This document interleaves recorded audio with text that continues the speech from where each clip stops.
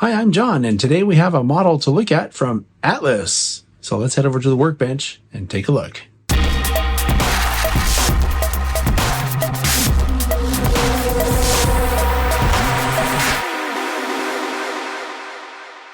Alright, so here's what we're looking at today. This is an HO scale American Car and Foundry 5701 grain hopper. This one's decorated for ADM and has a road number of 75016.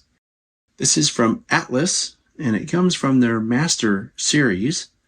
On the Atlas website, they have an undecorated one that they sell for $37.95, and they have decorated ones like this that go for $45.95.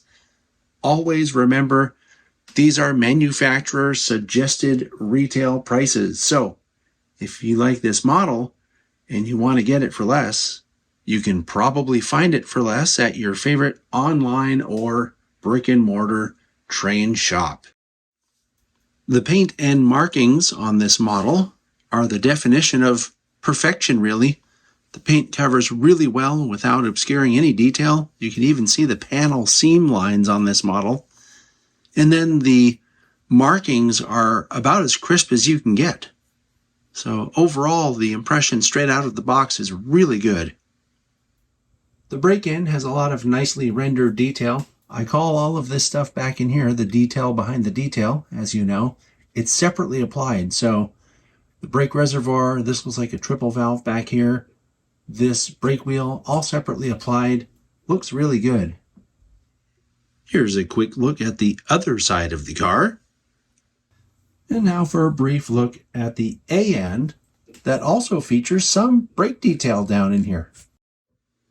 The hatch detail on this model is very nicely done, and it looks like all of the walkways and end walks are separately applied photo etched metal. So that's looking really good. If it's not metal, it sure looks like it. The discharge gates also have very good detail, as well as the little associated details that are around the discharge gates. And from this angle, you can see that these are in fact metal wheels and body-mounted knuckle couplers. Something else I'll mention, since we're looking at the wheels, is that they're blackened at the factory. So that's one less step in the weathering process if you're going to weather one of these things. The model weighs 6.1 ounces on my scale here. According to the NRA's recommended practice, it should weigh a little over 5 ounces. So it's a little heavier than what it's supposed to be. And I put supposed to be in quotes because this is just a recommended practice.